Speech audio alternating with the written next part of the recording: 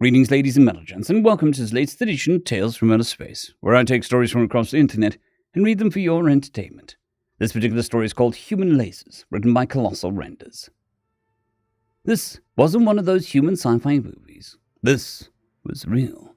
And Trilly knew that in real life, lasers aren't blue, glowing death rays, not in the vacuum of space. If a laser is to be seen, the photons must reach the observer's eyes.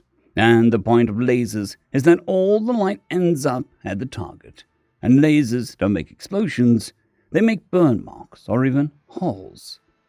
So, what was he looking at? Let's backtrack a little. Everything was going wrong, and all Trilly could do was stare at the attack map helplessly. The collective ships were attacking, hordes of biodrones flying like missiles towards the outmatched high-Terran science fleet. Human ships were accelerating at full burn towards the battle, but they were too far away. Trilly cursed to the fleet captain for not letting the humans send support ships ahead of time. Ambassador Laurent listened to a message over his neural transplant before relaying the information to Trilly. Command sending a message to the enemy ships using those high-Terran codecs you gave us. Let's hope they listen. Trilly thought that it was useless, but anything was better than nothing right now. His breath quickened as he watched the drones cross the void, getting closer and closer to the fleet. The human ships weren't fast enough. They wouldn't get there in time. The comms request reached the enemy fleet, and Trilly could only hope that it would interest them enough to call off the first volley. Please! Please! There was no response. The drones continued on their path. Wait. No. Trilly watched as the drones veered off their path, away from the fleet and towards the closest group of human ships. They don't have defenses against biodrones. He watched in horror as the drones closed the gap. They started disappearing as the ship's defensive cannons disabled them at a surprising speed. But it didn't matter. Their payload was already delivered. As each drone was shot, they burst apart in a cloud of genetically engineered microbes, their momentum carrying them into the ranks of human ships. One by one, the icons for human ships blinked out as each was torn apart by the swarm of microbes, engineered to chew through metal, composites, and anything in their way. Trilly couldn't look. This was their fault. They were the ones who dragged the humans into the crossfire. Trilly, it's fine. There's no one on those ships. Wait, what? Seeing his confusion, Laurent continued. The ships are piloted by AIs. Never mind. Now's not the time. Just know that nobody died. Trilly looked at Laurent quizzically, but didn't press further. Just at that moment, a second salvo of drones were fired, aimed for the science fleet. At the same time, the remaining human ships had joined up with the science fleet, and another fleet of human ships were heading towards the collective fleet, with more following behind. Laurent grinned. Oh, those aliens done goofed. Now we get to bring the fight to them instead of playing defense. So what's the plan? What weapons will you be utilizing? Missiles and lasers, most likely. They're not the most modern weapons, but they're what we have on hand. The actual military fleets are still on the other side of the system. Wait, lasers? Like focused beams of light? Trilly was giving Laurent an incredulous look again. Yeah, what? They used to use them in the movies all the time. Yes, I've seen your movies, and they are woefully inaccurate.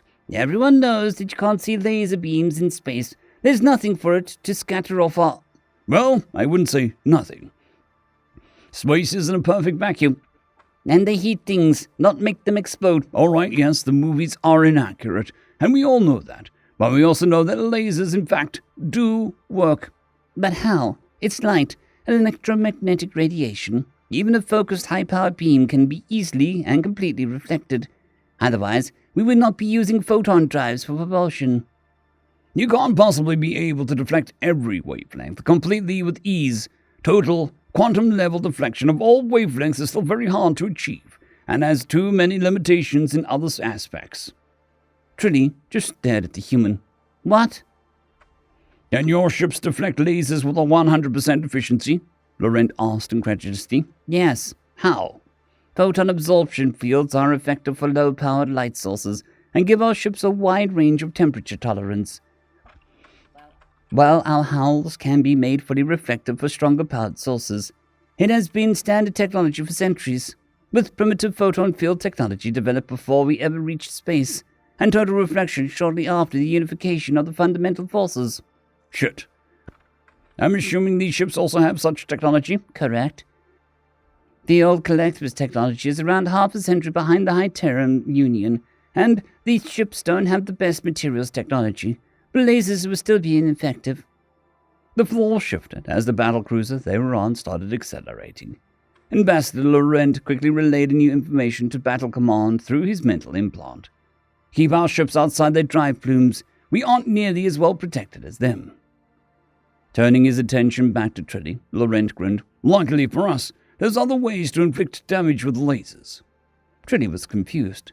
What was a human talking about? There's only two ways light can damage a ship, either through irradiation, which the collective ships were properly defended against, or momentum, but they wouldn't possibly have the level of power. Yeah, why not? If it doesn't work, we still have other options. Besides, Command thinks it'll work, and we'll be dropping quite a few missiles as well. Trilly sighed, an action that was shared between humans and High Terrans. This is the most stupid offensive plan I've ever heard. You might be better off throwing rocks at them. Perhaps, but let's just see how this plays out. And with that, the viewport in front of them switched to a view from the main camera array of the human light bomber. The collective ships were points of light in the distance, quickly becoming bigger and bigger. Suddenly, hundreds of missiles appeared, each highlighted by a red dot. They fanned out from the enemy formation, closing in on the human ships, growing closer and closer, like a sandstorm on a horizon. The view rotated as the bomber put itself into a spin, its point defense cannons whirring to life. The first missiles flew into the human ranks, and the PDCs opened fire, shooting superheated pellets and doubling as heat sinks for the ship.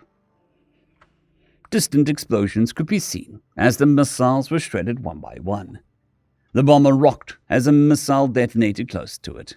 Debris from the battle bounced off its hull. A blue fireball erupted as a human ship blinked off the TAC map.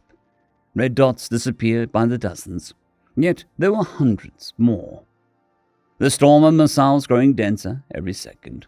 One of them got a bit too close, and the explosion disabled one of the PDCs. But the bomber kept going. The human ships had covered a third of the space between them and the collective ships. As the onslaught thinned, the bomber started firing its own missiles.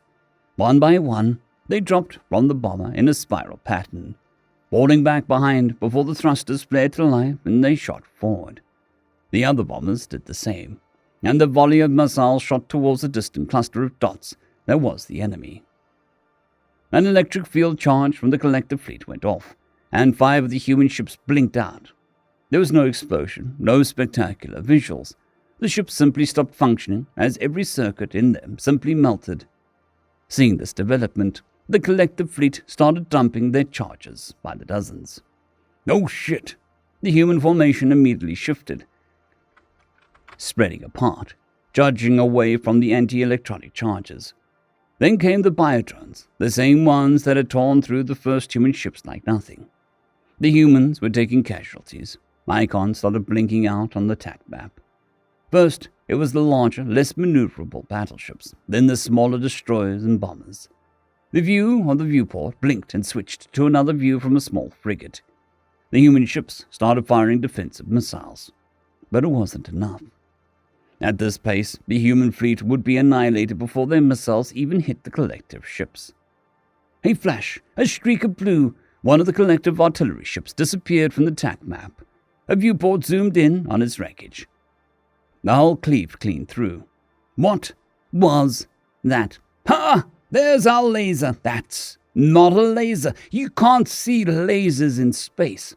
He knew that. He knew the human movies were simply false depictions, born in a time when most of their species didn't even know basic science. There were no bright laser beams in space. Because if something is to be seen, the photons must reach the observer's eyes. And the point of lasers is that all light ends up on the target. And lasers don't make explosions, They make burn marks or even holes. So what did he just witness? Then it happened again, and realizations finally hit him. The humans are crazy, he thought. The human movies were never meant to be accurate. They were fiction. Everyone knew that. Lasers were supposed to be invisible in space because there was almost nothing for them to scatter off of. And they didn't cause explosions because they exerted almost no physical force. Almost. But the humans had made that fiction into a reality through sheer power, as they had a tendency to do, which resulted in the scene in front of him. A streak of blue, a beam so powerful as to scatter off the literal dust particles in the near vacuum of space. It connected to one of the collective ships, reflecting off its hull. The ship was physically thrown back from the sheer momentum of the photons as a hole was punched through its side. The laser, now no longer impeded by its hull, instantly vaporized the interior of the ship into a cloud of superheated plasma, which exploded in a bright flash. It was a scene straight out of a human sci-fi movie. Trilly was speechless. The collective ships had stopped firing and seemed to be stuck as to what to do. Another streak of blue, another flash. Then Lorenz spoke up again, bringing him back to the present. "Hey, Trilly, you said the collective ships have inferior materials?" Trilly replied absent-mindedly, still focused on the scene unfolding in front of him. "That is correct." The collective ships had finally broken out of their trance and were taking evasive maneuvers, utilizing the time delay to make aiming the lasers impossible.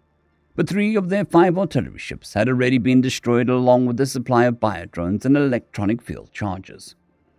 "Although they are still stronger than human ships." "Ah, well, doesn't really matter that much. We're in range of the kinetics." "Kinetics?"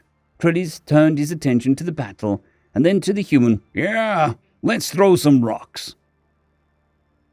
End of story. I would like to thank our T5 members and patrons: Casper Arnholtz, John Creighton, Vidmori, 050, Dragzoon WRE, and Elijah Silvercross.